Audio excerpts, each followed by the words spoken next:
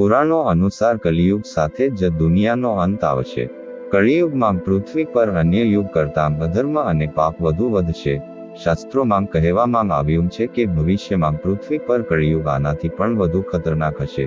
કળિયુગમાં જ મનુષ્ય પોતાના કર્મોનું ફળ ભોગવશે અને કમોસમી વરસાદ, તોફાન અને જળસંકટનો સામનો કરશે.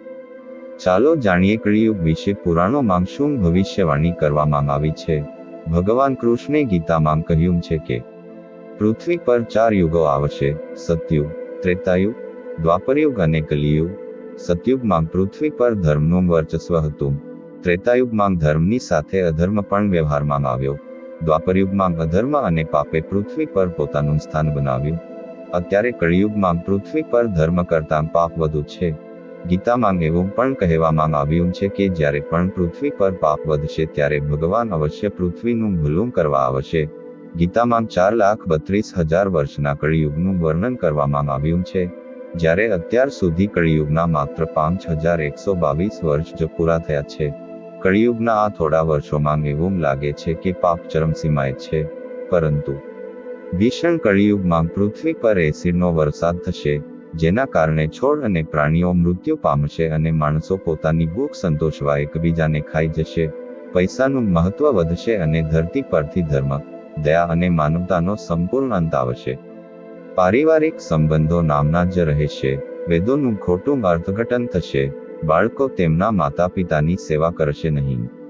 પૃથ્વી પર ભૂખમરો, રોગો, ગરમી, ઠંડી, તોફાન અને હિમવર્ષા, પૂર તેની ચરમસીમા પર હશે અને અંતે વિશ્વનો અંત આવશે. ભગવાન શ્રીકૃષ્ણે દ્વાપરયુગમાં જ કલયુગનું વર્ણન કર્યું હતું કે કલયુગમાં લોકોનું જીવન કેવું હશે. મિત્રો, આ વાર્તામાં આપણે કલયુગના 5 વિભાગો રજૂ કરીશું જે ભગવાન શ્રીકૃષ્ણે પાંડવોને કહ્યા હતા અને તે વિભાગોમાંથી શીખીને આપણે ફરક લાવી શકીએ છીએ. આપણા જીવનમાં કેટલાક જરૂરી ફેરફારો પણ લાવી શકે છે.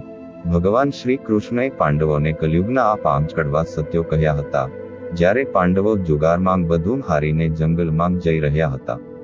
તેથી જ સહદેવે ભગવાન શ્રી કૃષ્ણને પૂછ્યું, અમે આટલું મોટું પાપ કર્યું નથી, તો પણ અમને આટલી સજા કેમ કરવામાં આવે છે? ત્યારે શ્રી કૃષ્ણ બોલ્યા, પ્રિય સહદેવ, દ્વાપરયુગ તેના અંતિમ તબક્કામાં છે.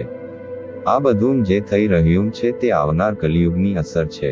આના પર યુધિષ્ઠિરે આશ્ચર્ય સાથે ભગવાન કૃષ્ણને પૂછ્યું, હે વાસુદેવ, કલિયુગ હજુ આવ્યો નથી અને તેના આટલા ભયાનક પરિણામો શા માટે? જ્યારે કલિયુગ શરૂ થશે ત્યારે શું થશે? ભગવાન કૃષ્ણએ કહ્યું, તમે બધા ભાઈઓ જંગલમાં જાઓ અને પાછા આવો અને તમે જે જુઓ તે મને વિગતવાર જણાવો. આ જ આધારે હું તમને કલિયુગની ભગવાન ગતિ વિશે જણાવી શકીશ. ભગવાન કૃષ્ણના કહેવાથી 5 ભાઈઓ જંગલમાં જુદી જુદી દિશામાં ગયા. જ્યારે 5 ભાઈઓ જંગલમાં ગયા અને પાછા ફર્યા ત્યારે તેઓ આશ્ચર્યચકિત થઈ ગયા. ભગવાન કૃષ્ણ હસ્યા અને કહ્યું, હવે તમે લોકો કહો કે તમે શું જોયું? સૌ પ્રથમ યુધિષ્ઠિરે કહ્યું કે હે યોગેશ્વર, મેં 2 સૂંઢવાળો હાથી જોયો. આનો મતલબ શું? વરાળ થયો. ત્યારે ભગવાન શ્રી કૃષ્ણ બોલ્યા, આનો અર્થ એ થયો કે કળિયુગમાં એવા લોકોનું રાજ્ય હશે જે બંને બાજુથી શોષણ કરશે, કહેશે કનિક અને કરશે બીજું. મનમાં કનિક અને ક્રિયામાં કનિક બીજું. આવા લોકોનું રાજ્ય હશે. ત્યાર પછી મહાબલી ભીમે કહ્યું, હે વાસુદેવ, મેં એક ગાય જોઈ જે પોતાના બાળકને એટલું ચાટી રહી હતી કે બાળક લોહીલુહાણ થઈ ગયું. આ પ્રશ્નનો જવાબ આપતાં શ્રી કૃષ્ણએ કહ્યું કે આનો અર્થ એ છે કે કળિયુગમાં માણસ પોતાના બાળકોને જરૂર કરતાં વધારે લાડ કરશે. તેમના બાળકો પ્રત્યેનો તેમનો પ્રેમ અને લાગણી એટલો વધી જશે કે તેમના બાળકોને તેમના વિકાસની તક નહીં મળે. કલયુગમાં માતા પિતા પોતાના બાળકોને પરિવારની માયાજાળમાં બાંધીને રાખશે, જેના કારણે તેમનું ઘર બરબાદ થઈ જશે. કોઈ બીજાનો દીકરો ઘર છોડીને સાધુ બને તો હજારો લોકો તેની મુલાકાત લે, પણ તેનો પોતાનો દીકરો સાધુ થઈ જાય તો તેઓ રડશે કે મારા દીકરાનું શું થશે, તેણે શું કર્યું છે. આટલા બધા મા બાપનો એટલો બધો સ્નેહ હશે કે તેઓ તેને પરિવારમાં બાંધીને રાખશે અને તેનું જીવન ત્યાં જ સમાપ્ત થઈ જશે. અંતે ગરીબ માણસ અનાથ બનીને મરી જશે. અર્જુને કહ્યું કે હે યોગેશ્વર, મેં જે જોયું તે વધુ આશ્ચર્યજનક હતું. મેં જોયું કે એક પક્ષીની પાંખો પર વેદના સ્તોત્રો લખેલા હતા અને તે પક્ષી મૃત માણસનું માંસ ખાઈ રહ્યું હતું. આનો અર્થ શું છે? આના પર ભગવાન શ્રી કૃષ્ણ હસ્યા અને કહ્યું કે કળિયુગમાં એવા લોકો આવશે જે ખૂબ જ જ્ઞાની અને ધ્યાનશીલ કહેવાશે. તેઓ જ્ઞાનની વાત કરશે પણ તેમનું વર્તન રાક્ષસી હશે. તેઓ મહાન પંડિત અને વિદ્વાન કહેવાશે, પરંતુ તેઓ જોતા રહેશે કે કઈ વ્યક્તિ મરી જાય અને અમારા નામે મિલકત આવે. લોકો ભલે ગમે તેટલા મોટા હોય, પરંતુ તેમની નજર બીજાની સંપત્તિ અને પદ પર રહે છે. બહુ ઓછા સારા માણસો જોવા મળશે. નકુલ બોલ્યો, ભાઈ મેં જોયું કે પર્વત પરથી એક મોટો પથ્થર પડ્યો.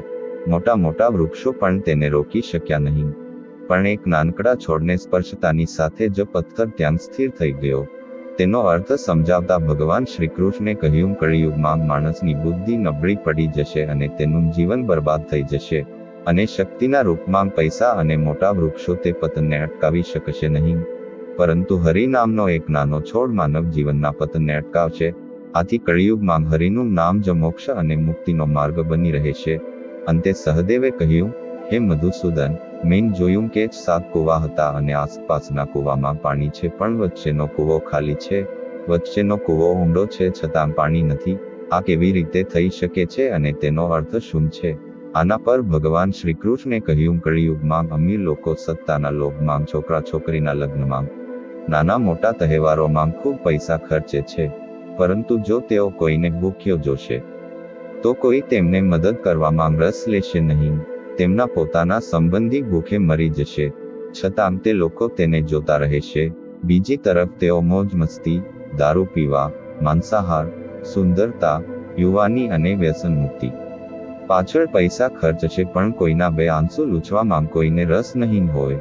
કહેવાનો અર્થ એ છે કે કળિયુગમાં અનાજના ભંડાર હશે પણ લોકો ભૂખે મરશે.